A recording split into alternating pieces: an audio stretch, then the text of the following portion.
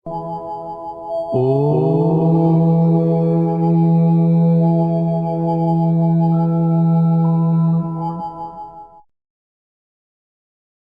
शांति। वर्तमान समय संबंधों में व्यवहार को मधुर एवं कुशल बनाने के लिए सर्वोच्च कला है कम्युनिकेशन की। कम्युनिकेशन स्किल्स बहुत महत्वपूर्ण स्किल मानी जाती है।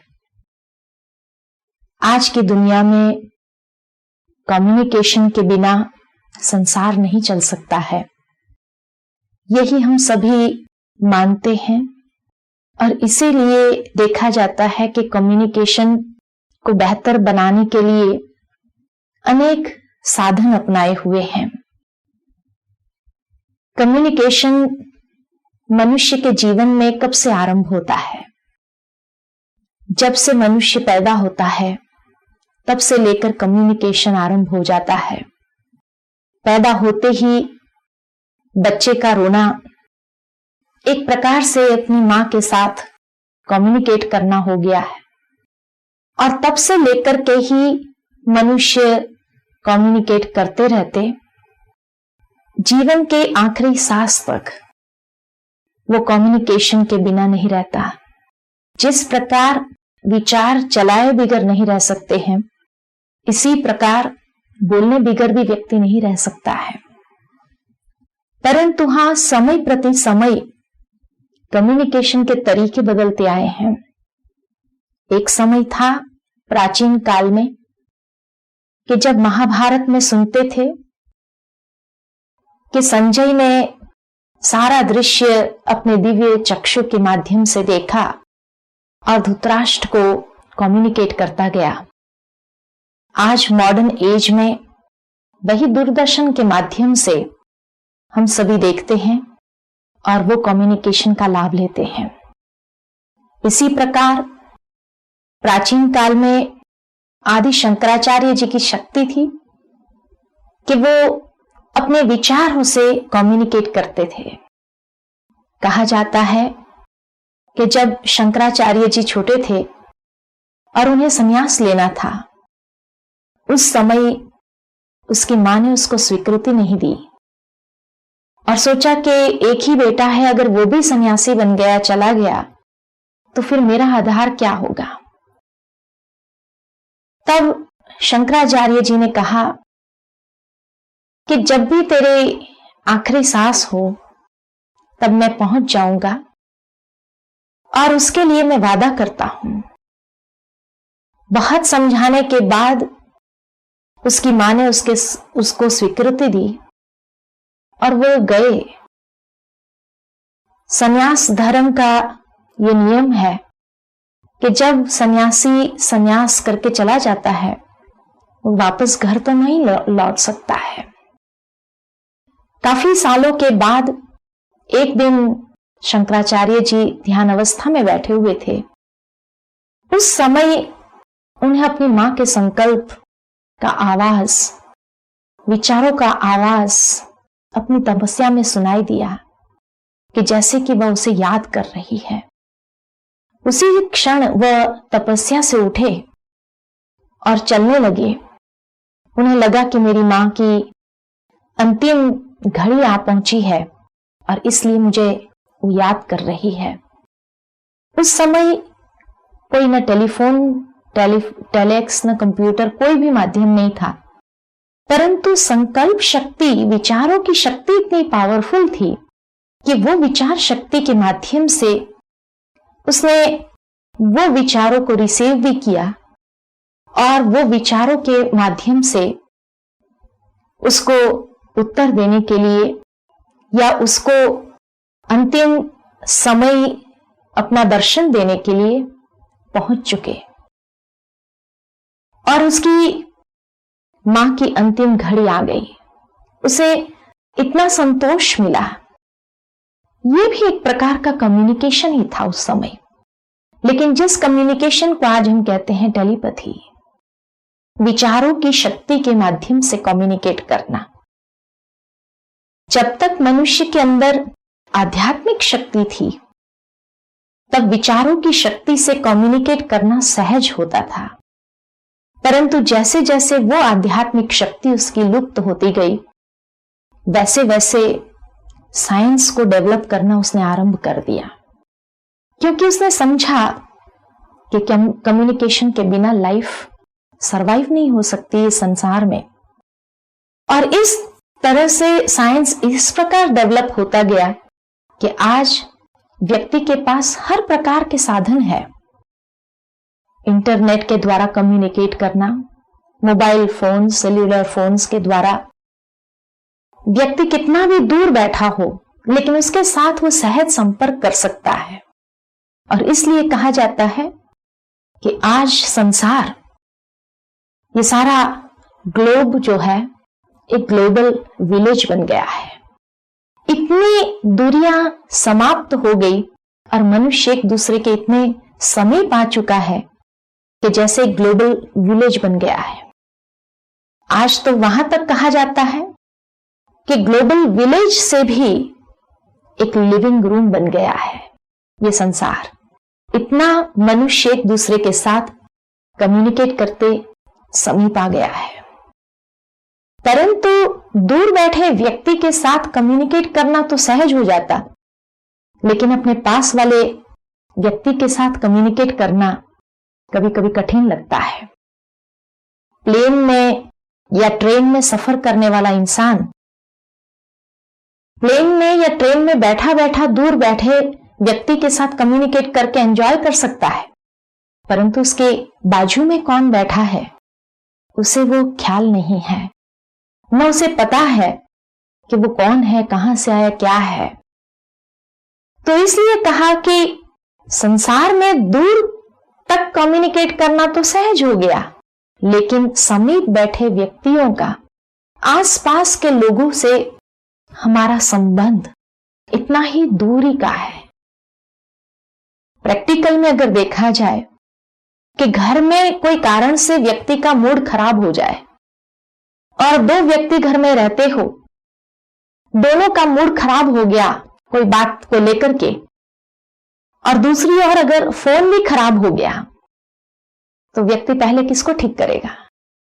फोन को करेगा या अपने संबंधों को ठीक करेगा? अक्सर करके देखा गया है कि वो फोन को ठीक करने का पहला प्रयत्न करता है, अपने संबंध को, साथ में रहने वाले व्यक्ति के साथ के व्यवहार को ठीक करने का पुरुषार्थ नहीं कर पाता है। और इसीलिए व्यक्ति का कम्युनिकेशन जो हो गया है वो कई बार जो हार्ट टू हार्ट लेवल होना चाहिए, भावनाओं के आधार पर होना चाहिए, उसके बजाय दिमाग के स्तर तक आ गया है कि हम अधिकतर दिमागी तौर पर कम्युनिकेट करते रहते हैं, भावनात्मक रूप से कम्युनिकेट नहीं करते हैं। और इसलिए अधिकतर आज की दुनिया के अंदर प्रॉब्लम्स है मिसअंडरस्टैंडिंग के। तब कहा जाता है कि हमेशा एक परिवार से सावधान रहो, उसे कभी भी अपने जीवन में घुसने नहीं दो, अपने परिवार में घुसने नहीं दो। और उसमें भी सबसे पहले आती है मिसअंडरस्टैंडिंग, वो सबसे पहले आती है, लेकिन वो कभी अकेली नहीं होती है। She is always accompanied by companion, और वो कंपेनियन उसका है मिस्टर डाउट। जैसे ही मिसअंडरस्टैंडिंग पैदा हुई, शंका कुशंका चालू हो जाती है, जरूर ऐसा ही होगा, ये होगा, वो होगा, अनेक प्रकार की शंकाएं मनुष्य उत्पन्न करने लग जाता है। और जहां ये दो आ गए, मिसअंडरस्टैंडिंग और मिस्टर डाउट, वहां उनके चार क्रिएशन उसके साथ है ही है। सबसे पहली है ईर्ष्या, कि जहां व्यक्ति के मन में जैसे शंका कुशंका चालू हुई, तो वो क्या करता है, ईर्ष्या भावना उसके अंदर डेवलप होने लगती है। और ईर्ष्या के वश दूसरी रचना जो है उसकी, वो है लेग पुलिंग, एक दूसरे की वीकनेसेस को लेकर के फैलावा करना, एक दो को नीचा दिखाने की कोशिश में लगे रहना, पुरुषार्थ करना। उसके साथ ही उसकी तीसरी क्रिएशन फिर साथ साथ आने लगती है नफरत, कि वहां संबंध और व्यवहार में नफरत की भावना जागृत होने लगती है। और चौथी क्रिएशन है उसकी वैर विरोध। ये चार क्रिएशन, ईर्ष्या, एक दूसरे की कमी कमजोरी को लेकर के बातें बनाना, फैलाना, नफरत और वैर वृत्ति, ये परिवार जो है, जिस भी परिवार के अंदर घुस जाए वो परिवार को तबाह कर सकता है। इस परिवार के अंदर इतनी यूनिटी है जितनी अपने परिवार में यूनिटी नहीं होगी। आज कोर्ट में अगर कितने भी जो केसेस है, कोई भी झगड़े के केसेस ले लो, चाहे भाई भाई के बीच में कोई झगड़ा उत्पन्न हुआ हो, चाहे बाप बेटे के बीच में कोई झगड़ा उत्पन्न हुआ हो, चाहे पति पत्नी के बीच में कोई झगड़ा उत्पन्न हुआ हो, चाहे दो दोस्त के बीच में कोई झगड़ा उत्पन्न हुआ हो, लेकिन उसका आधार क्या है?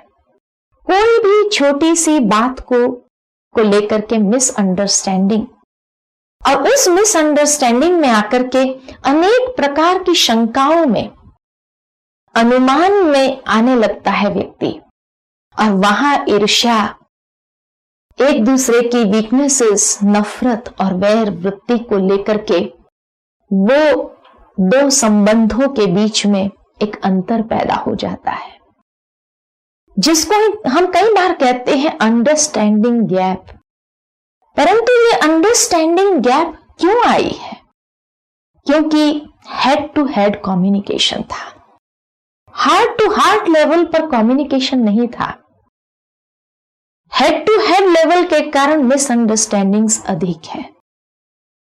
हार्ट टू हार्ट लेवल अगर होता है तो हार्ट अर्थात भावनाएं, इमोशंस, और इमोशंस से व्यक्ति जब बात करता है, भावनाओं के आधार पर जब बात करता है, तो वो एक दूसरे की भावनाओं के समीप होते हैं, एक दूसरे की भावनाओं को समझ सकते हैं, और वहां मिसअंडरस्टैंडिंग कभी नहीं हो सकती है। यह भी कहा हुआ है कि भगवान के पास भी जब व्यक्ति भावना के माध्यम से जाता है तो उसको सर्व प्रकार की प्राप्तियां हो जाती है, लेकिन दिमाग के स्तर पर अगर जाने लगता है, अर्थात कि जब दिमाग में कई प्रकार की चालाकी को लेकर के जाता है कि चलो और कोई नहीं है अभी समय, तो इसलिए भगवान के पास जाएं, हो सकता है इतना करने से इतना प्राप्त हो जाएगा, ऐसी जब एक चालाकी के माध्यम से व्यक्ति भगवान को भी याद करने लगता है, तब परमात्मा से भी वो बहुत दूर हो जाता है। हार्ट टू हार्ट लेवल के कम्युनिकेशन में मिसअंडरस्टैंडिंग कम क्यों होती है? उसका भी कारण है। कहा जाता है कि जब व्यक्ति दिल से बात करता है तो किसी के दिल तक वो अपनी भावनाओं को पहुंचा सकता है। इतना ही नहीं, कैसे पहुंचा सकता है? क्योंकि उसको 3 गेट कीपर्स मिले हुए हैं।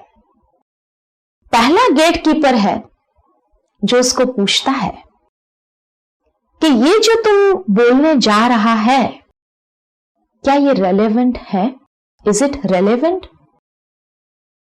और ये रिसर्च किया गया था कि अधिकतर मनुष्य जो बातें करता है वो 70% बातें रेलेवेंट नहीं होती है। कई प्रकार की व्यर्थ बातों में, फालतू चिंतन में को लेकर के बातें करता रहता है जो आवश्यक ही नहीं है। तो इसलिए कहा कि पहला गेट कीपर उसको ये पूछता है, इज दिस रेलेवेंट? अगर रेलेवेंट है तो बोलो, रेलेवेंट नहीं है तो बोलने की आवश्यकता नहीं है। उसके साथ साथ जैसे ही अगर कहा हाँ रेलेवेंट है, वैसे ही दूसरा गेट कीपर उसको पूछता है, इज इट नेसेसरी? क्या इतना जरूरी है अभी ही बोलना, या बाद में बोले तभी भी चल सकता है? ये दूसरा गेट कीपर उसको पूछता है। और उसके बाद तीसरा गेट कीपर उसको पूछता है कि जो तुम बोलने जा रहा है, क्या वो दिल से है? क्या उसमें प्यार समाया हुआ है? क्या उसमें तुम्हारी काइंडनेस है? वो शब्द जो है वो काइंड है? ये 3 गेट कीपर उसके पास होने कारण वो हार्ट टू हार्ट लेवल का कम्युनिकेशन दिल तक पहुंचा सकता है, और वहां मिसअंडरस्टैंडिंग्स उसकी कम हो जाती है। कम्युनिकेशन का मुख्य पर्पस क्या है? मुख्य रूप से देखा गया है कि कम्युनिकेशन हम क्यों करते हैं। कुछ बेसिक बातों को लेकर के किया जाता है। पहली बात, to come closer together as human beings, ताकि हम एक दूसरे के समीप आए। दूसरा, to learn new tools and techniques which can be immediately useful. तीसरा, to understand interaction among people, to work on the innate qualities of the individual and to inspire improvement in the quality of your life, ताकि ये communication के माध्यम से हम अपने जीवन की क्वालिटी को बेहतर बना सके। कम्युनिकेशन भी 2 प्रकार के होते हैं। एक होता है वर्बल कम्युनिकेशन और दूसरा होता है non verbal communication. Verbal communication मुख के माध्यम से होता है, लेकिन दूसरा कम्युनिकेशन है वो नॉन वर्बल कम्युनिकेशन है। नॉन वर्बल कम्युनिकेशन अनेक रूप से होता है। आंखों के द्वारा भी होता है, एक्सप्रेशंस के माध्यम से भी होता है, बॉडी लैंग्वेज के माध्यम से होता है। अनेक प्रकार से नॉन वर्बल कम्युनिकेशन होता रहता है। आज शरीर भी हमारे साथ कम्युनिकेट करता है कि जब एक नॉन वर्बल स्तर पर जब शरीर में कहीं दर्द होता है, कोई तकलीफ होती है, तो वो पेन आरंभ हो जाता है। और ये पेन, ये दर्द, ये कम्युनिकेट कर रहा है कि इस स्थान को, इस जगह को तुम्हें अच्छी तरह ट्रीटमेंट देना होगा, उसको ठीक करना होगा। तो आज हमारा शरीर भी हमसे कम्युनिकेट कर रहा है। आंखों के माध्यम से भी कम्युनिकेट करते हैं व्यक्ति। अनेक रूप से व्यक्ति आज के संसार के अंदर कम्युनिकेट करने लगे हैं, नॉन वर्बल स्तर पर भी। कम्युनिकेशन की डेफिनेशन क्या है? कम्युनिकेशन की डेफिनेशन है टू मेक नोन, ट्रांसमिट और पास न्यूज एंड इंफॉर्मेशन। 2 शब्द है, एक है एजुकेशन और एक है कम्युनिकेशन। दोनों शब्द ग्रीक शब्द से निकले हुए हैं, कम्युनिकरे और एड्यूकरे। कम्युनिकरे का अर्थ है to make known, make common शब्द जो है उस पर से ये कम्युनिकेशन शब्द निकला है।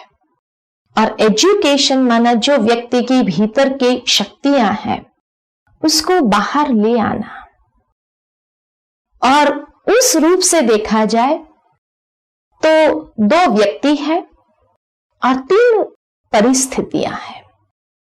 पहली परिस्थिति में दोनों एक दूसरे के साथ ईगो लेवल से कम्युनिकेट कर रहे हैं, हेड टू हेड लेवल से कम्युनिकेट कर रहे हैं। मिसअंडरस्टैंडिंग ज्यादा है और एक दूसरे के साथ आर्ग्यूमेंट्स होते हैं कि जहां वो सिचुएशन दोनों में से एक के भी कंट्रोल में नहीं है, क्योंकि दोनों ऊपरी स्तर से अपने ईगो लेवल से कम्युनिकेट करना आरंभ करता है। दूसरा एक सिचुएशन है कि जहां एक व्यक्ति अपने ईगो से कम्युनिकेट करता है, परंतु दूसरा व्यक्ति साथ साथ उसके आंतरिक शक्तियों से, जो गुण, जो पोटेंशियल उसके भीतर है, उसके माध्यम से कम्युनिकेट करता है। और तब वो बी व्यक्ति जो है सिचुएशन को अपने कंट्रोल में ले लेता है। और तीसरी सिचुएशन ऐसी है कि जहां एक व्यक्ति